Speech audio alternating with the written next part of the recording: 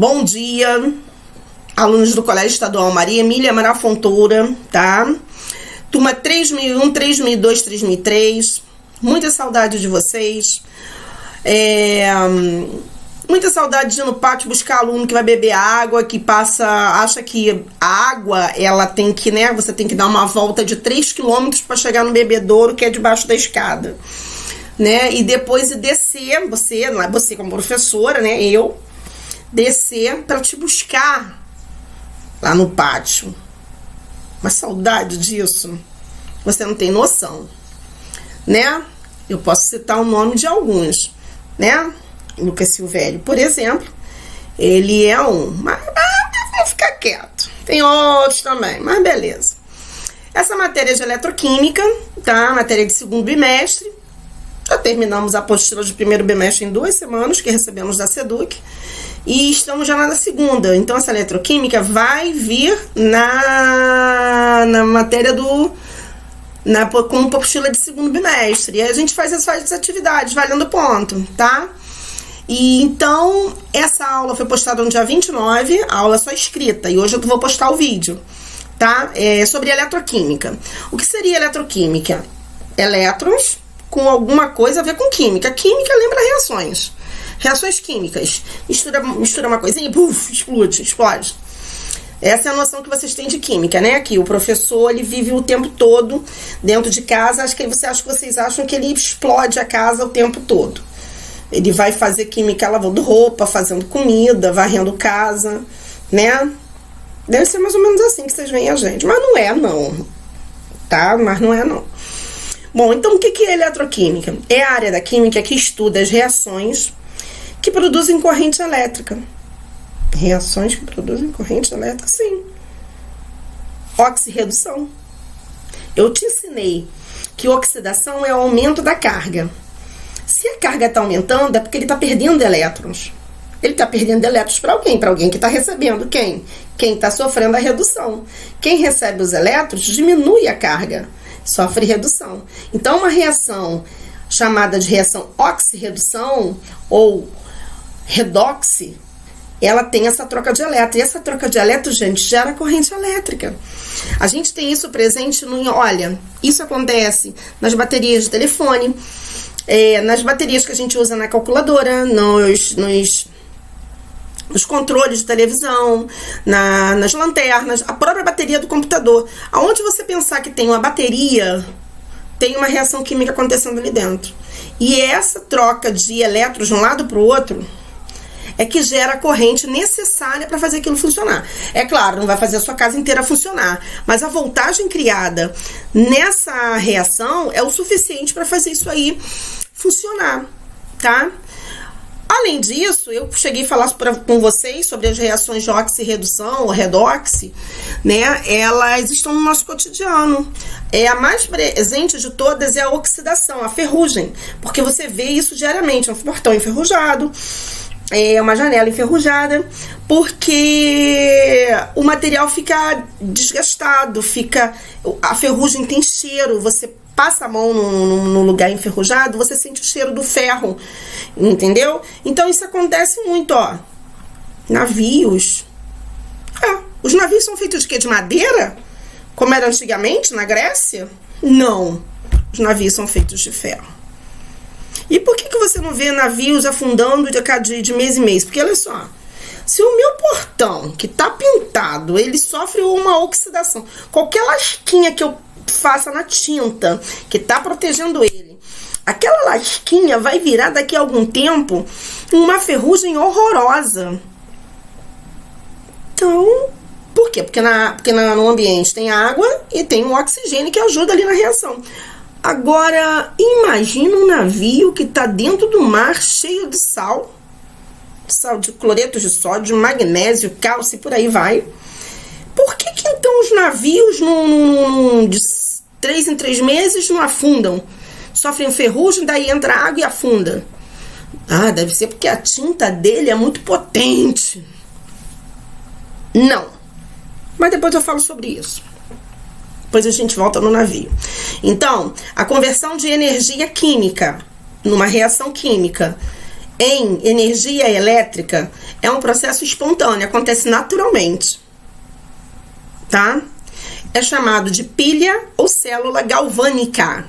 Eu vou chamar muito de pilha, tá? Ah, vamos montar a pilha, vamos fazer a pilha, mas célula galvânica também é utilizado. Você pode pegar uma questão que vai estar dizendo, a célula galvânica é a mesma coisa que pilha. Então, a conversão de energia elétrica em energia química é um processo não espontâneo, chamado eletrólise. Bom, resumo. Uma reação química que gera energia elétrica é chamado de pilha e é espontâneo. Acontece facilmente sem você fazer nada. Agora, uma energia elétrica passada numa solução chamada de eletrólise, um processo não espontâneo, gerando uma reação química ou substâncias químicas separadas, isso é chamado de eletrólise. Vou te dar um exemplo de eletrólise, já que eu te dei exemplo de pilhas. Eletrólise, por exemplo, é muito feito em indústrias que querem obter as substâncias originais, as substâncias simples originais que formaram a substância composta. Ué, que é isso? Por exemplo, cloreto de sódio é formado por sódio e cloro, certo? A indústria quer vender o gás cloro e quer vender o sódio metálico.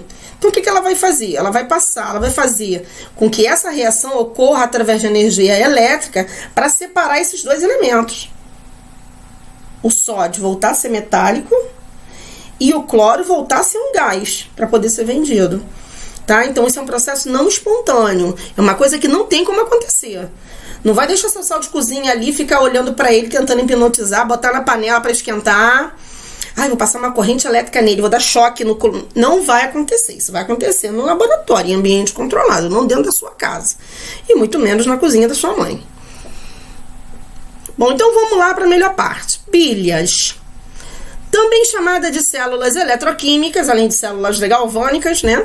É um sistema onde ocorre a reação de oxirredução. Ela é composta por 2 eletrodos e um eletrólito, que em conjunto produzem energia elétrica. O eletrodo é a superfície sólida, condutora, que possibilita a troca de elétrons. Observe o modelo abaixo. Então, vamos entender o que é eletrodo. Ó, eletrodo, o que eu tenho aqui, né? O que eu tenho aqui nesse esquema? Esse esquema é um esquema de pilha. Eu tenho aqui uma barra de cobre, tá? E uma barra de prata. Essa barra de cobre e essa barra de prata são chamadas de eletrodos. Então, eu tenho 2 eletrodos aí, tá? Saindo do cobre e indo para a prata, eu tenho um fio condutor, que é por onde passam os elétrons. Um vai sofrer redução e o outro vai sofrer oxidação. Oxidação, você sabe que é a perda de elétrons. E vai perder elétrons para quem vai sofrer a redução, que vai ganhar os elétrons, beleza? E ó, quando esses elétrons caminharem nesse fio condutor, é isso que vai gerar a sua energia, que você vai ver aqui, a sua voltagem, tá? Então tá bom, isso eu já entendi. Bom, o eletrodo 1 é um cobre, é uma barra de cobre. Então, o eletrodo 1, no qual ocorre a oxidação, é chamado de ánodo, representado pelo polo negativo da pilha. Então, olha só, eu já estou te dizendo que entre o cobre e a prata, quem vai sofrer oxidação vai ser o cobre. Ele vai oxidar. Então, se eu falei para você que oxidação é ferrugem, esse eletrodo ele vai diminuir de tamanho. É a ferrugem. Não formam buracos? Hoje em dia não temos carros enferrujados como tinha na década de 80, que eu me lembro que as pessoas andavam com... Cansei de pegar carona nos carros dos amigos do meu pai com buraco embaixo. E o tapete em cima, não pisa aí não, tem um buraco, a ferrugem. A gente morava em Cabo Frio, né? Lugar de praia, tem muito carro enferrujado, principalmente velho. Então, o cobre, ele vai diminuir de tamanho. E vai mandar para a solução um monte de cobre. Então, essa solução aqui, esse número 3, é uma solução eletrolítica de íons de cobre. Porque eles vão sair da barra e vão vir pra cá. Eu já tô dizendo pra você que o cobre vai sofrer oxidação, mas eu sempre vou te dizer não. Não. Eu vou te dar valores e você vai conseguir enxergar quem vai sofrer a oxidação e quem vai sofrer a redução. Mas nesse esquema, o cobre vai sofrer oxidação. Então, quem oxida aumenta a carga, perde elétron. A oxidação ocorre no polo negativo. Se ele está mandando elétrons embora, os elétrons não podem chegar no polo negativo. Os elétrons saem do negativo, passam pelo fio condutor até o polo positivo, que nesse caso é o eletrodo de prata. Então, se ele é positivo, ele é chamado de cátodo. Tá certo? E outra coisa, se ele vai sofrer redução, a prata que estava nessa solução, ela vai toda ficar em volta desse eletrodo de prata, porque ele vai estar cheio de elétrons. A prata é positiva, a prata, ela forma, a carga dela é +1. Então, quando os elétrons chegarem aqui negativos, toda a prata que tiver aqui na solução de nitrato de prata vai embora para a barra, para esse eletrodo aqui, porque ele vai estar todo carregado de elétrons. Então, o eletrodo, que é o cátodo, que sofre redução, ele vai aumentar de tamanho. Enquanto que o eletrodo, que é o ánodo, que é o negativo, que sofre a oxidação, ele vai diminuir de tamanho. Essa solução concentra, porque todo cobre sai da barra, vai para a solução. E essa solução se dilui, porque toda a prata que está aqui, ela vai grudar na barra. Tá certo? Geralmente, as soluções usam o mesmo íon espectador. Cara, o que é um íon espectador? O que é um espectador? Um cara que assiste. Pois é, íon espectador é um íon que está assistindo. E geralmente ele é um íon negativo. No caso aqui, desculpa, eles usaram nitrato só um nitrato. NO3-1. Aqui era uma solução com nitrato de prata e aqui era nitrato de cobre +2.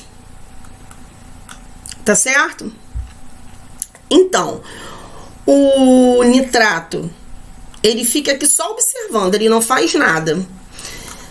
Como toda a parte positiva daqui foi para a barra, fica sobrando nitrato desse lado.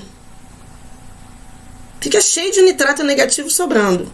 E como aqui todo cobre vai para a solução, então fica cheio de cobre +2, que a carga do cobre é metal, metal doa, quem doa fica positivo, fica cheio de cobre. O espectador, ele só faz o seguinte, ele vai passear na ponte salina para neutralizar quem está em excesso do outro lado. Como assim? Não falei para vocês que essa prata vai toda para barra? Vai. Então, esse nitrato fica sozinho. Só que aqui tá cheio de carga positiva e aqui tá cheio de carga negativa. O íon espectador, ele não faz nada, ele só fica observando. Mas ele observa que desse lado tem muito positivo para ele se ligar. Então, ele vem, passeia pela ponte salina para neutralizar essas cargas positivas do cobre que forem criadas. Então, eu estou falando de uma ponte salina que permite a passagem do íon espectador. Eu já falei do cátodo, que sofre redução e que é o polo negativo. Falei que os elétrons saem do negativo para o positivo. Falei que o ánodo sofre oxidação, diminui de tamanho e concentra a solução. Enquanto a solução do cátodo, né, onde ocorre a redução, ela dilui porque toda a prata vai para a barra. Tá, beleza, eu te expliquei quase tudo. Tudo isso que eu te falei tá descrito aqui embaixo. Beleza? Tá tudo descrito aqui embaixo. É só você ler. Bom, em 1836, John Frederick Daniell construiu um sistema que ficou conhecido como a pilha de Daniell. Ele interligou com um fio metálico 2 eletrodos. Um eletrodo constituía em uma placa de zinco metálica mergulhada em uma solução de aquosa de sulfato de zinco, representando o anodo. O outro eletrodo constitui uma placa de cobre metálico imerso em uma solução de sulfato de cobre, representando o cátodo. O cátodo ocorre a redução. Consoante do cátodo com consoante da redução. No ánodo ocorre a oxidação. A vogal do ánodo com a vogal da oxidação, tá? Então você nunca vai esquecer. Oxidação tem que ser onde tem vogal, é no anodo. A redução tem que ser onde está a consoante, que é no cátodo. Oh, mas por que agora você está falando cátodo e anodo? Bom, quando eu estudei na escola técnica, foi nem na faculdade, os professores falavam assim, cátodo e anodo. Eles não usavam como palavra para paroxítona, cátodo, ánodo.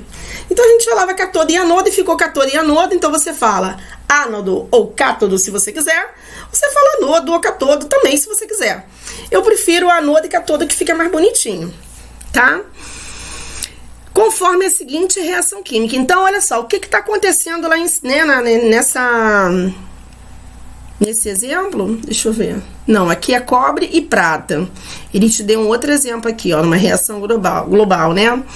Ele está dizendo para você que o cátodo ocorre a redução do cobre. Então, ele monta a redução do cobre, olha lá, o cobre doando 2 elétrons, formando cobre 0.